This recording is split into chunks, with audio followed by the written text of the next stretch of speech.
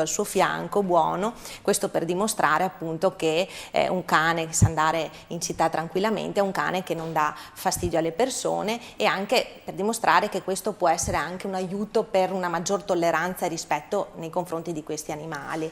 E poi parliamo anche del valore del cane, che grazie ad un buon proprietario il cane non comporta una città sporca ma una città pulita, per cui la raccolta delle deiezioni, quindi si cerca di creare cultura cinofila anche in questo senso. Poi per esempio altre rappresentazioni come il cane che va d'accordo con i bambini, per cui ci sarà una mamma con un passeggino che porta a spasso solitamente una bambola, utilizziamo perché c'è la nostra mascotte che funge da bambino, e il cagnolino che si avvicina alla bambola, alla carrozzina in maniera molto tranquilla, e quindi anche il cane che rispetta i bambini, anzi si cerca di creare un rapporto con anche i bambini, tra cane e bambino. Quindi ecco, questa dimostrazione è molto importante per dimostrare il valore che ruota intorno al cane. Ecco, quindi un po' un doppio binario, diciamo, un po' i diritti degli animali, l'assistenza, la cura degli animali abbandonati, e anche i doveri degli animali e soprattutto dei loro padroni, che possono e devono imparare a educare i loro animali in modo che non diano disturbo, non creino problemi alla società e ai loro padroni stessi. Un altro tema che poi è strettamente legato alle attività del rifugio e anche ai doveri di chi si prende cura di un cane è il tema dell'abbandono. Forse un po' un luogo comune, un problema tipico dell'estate è quello dell'abbandono degli animali, e uno dei fenomeni più tipici è quello dell'abbandono di animali che magari vengono comprati un po' per sfizio, per vezzo, e poi dopo abbandonati perché come fossero giocattoli vengono abbandonati prima di andare in ferie o comunque dopo un certo periodo, magari cresciuti.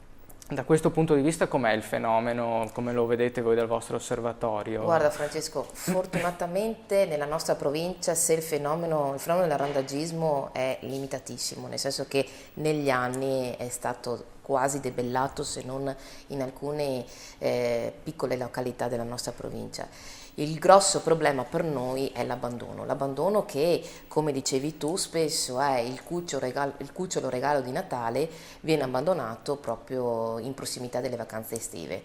E il problema grosso si riscontra in questi ultimi anni, soprattutto nei cani di razza.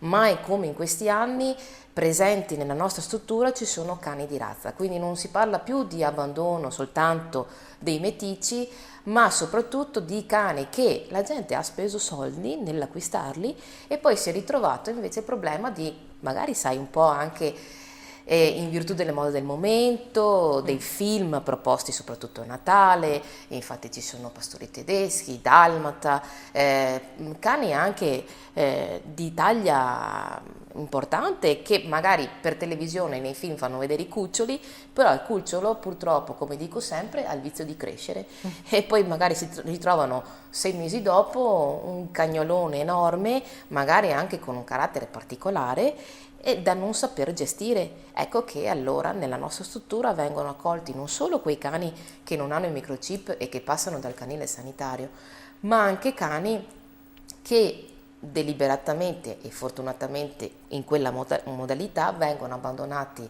quindi lasciati dal privato e accolti nella nostra struttura, perché grazie al cielo oggi c'è una struttura che li può accogliere.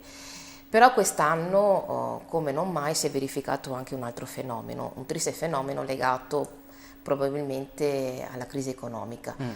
Molte famiglie hanno avuto la disgrazia di dover abbandonare la propria casa, magari una casa singola, per andare ad abitare in appartamenti, quindi ridurre la spesa della casa, o magari perché non avevano la possibilità di mantenere semplicemente il proprio cane, perché si sono trovate famiglie composte da 4 persone, 2 bambini, 2 genitori adulti, genitori entrambi perdono il lavoro e chiaramente non hanno la possibilità. Allora, dove è possibile, noi abbiamo aiutato le famiglie in famiglia, proprio in loco, quindi dando loro la possibilità materiale di poter mantenere. Noi lo ricordiamo, voi avete fatto un progetto proprio specifico per aiutare le insieme persone al CSV, a potersi tenere, anche perché immagino sì, che per molte famiglie, per quasi tutti, sia anche un dolore. È una disperazione abbandonare qualcuno della propria famiglia, si deve scegliere chi lasciare, e a quel punto viene lasciato il cane. E quindi noi ci siamo attivati nell'aiutare proprio le persone.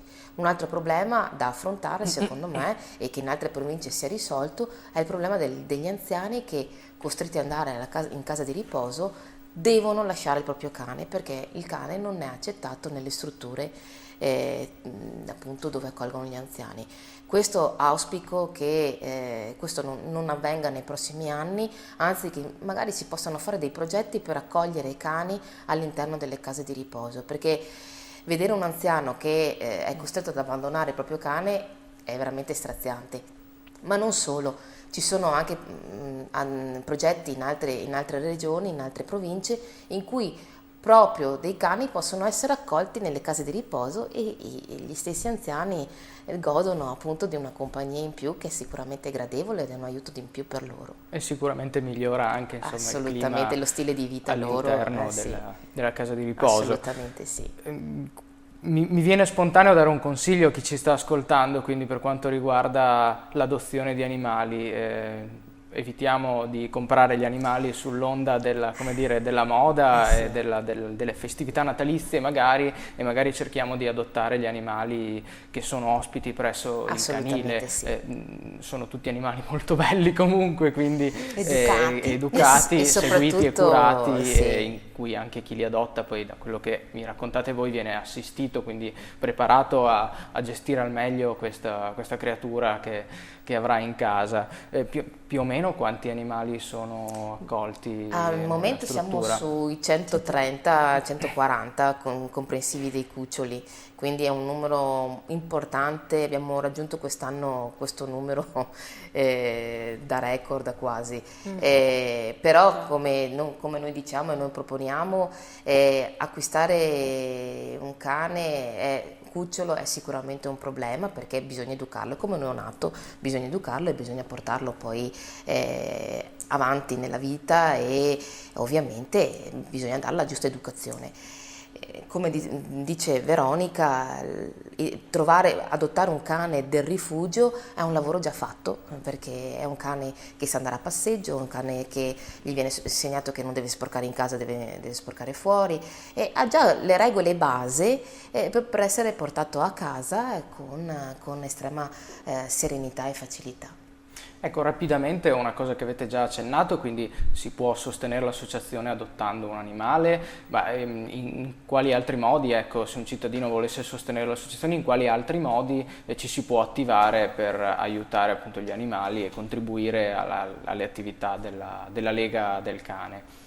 Allora abbiamo l'adozione a distanza che serve sia a chi vuole dare un contributo al rifugio, sia anche a chi non può adottare proprio a livello diciamo fisico un cane in casa, per cui può fare una donazione che sono una sessantina di euro all'anno, ecco, 5 euro al mese, e con questo versamento praticamente noi facciamo una piccola scheda dove viene associato un cane al versamento per diciamo affidare a questa persona a titolo simbolico un cane del rifugio. Poi questa persona può sia venirlo a trovare in rifugio, sia semplicemente dare il contributo per sostenere l'associazione.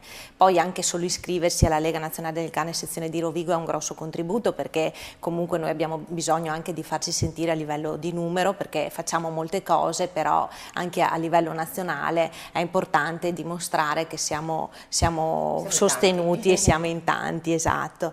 E poi altri contributi vengono dati per esempio dagli sponsor, per cui anche anche da imprese, attività commerciali, quando organizziamo questi eventi come per esempio il Bau Festival. Questa è un'occasione perché, anzi colgo l'occasione per chiedere chi vuole appunto sponsorizzarci anche a questo evento. Adesso stiamo raccogliendo gli ultimi sponsor, per cui c'è ancora la possibilità di sostenerci con un piccolo contributo, oppure anche altri contributi in altri eventi come la Festa del Bastardino. Ci sono le raccolte, le solite offerte che insomma chiunque può fare, chiunque visitatore. Insomma, basta esserci. Esatto. Poi naturalmente si può fare i volontari come fate voi, quella è il sostegno più grande, attivamente più anche per grande. un periodo limitato alle attività dell'associazione. Le risorse umane sono le risorse più importanti, perché comunque contribuire venendo lì appunto fisicamente, portando, come dicevo prima, facendo delle attività con i cani, è sicuramente il sostegno più forte che possiamo avere.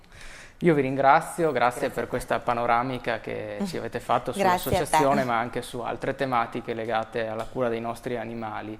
Ringraziamo anche gli spettatori che ci hanno seguito e rimandiamo ovviamente alla prossima puntata di Spazio Volontariato, ricordando che poi per approfondire tutti questi temi è sempre possibile rivolgersi al Centro di Servizio per il Volontariato o visitare il sito www.cseurovigo.it.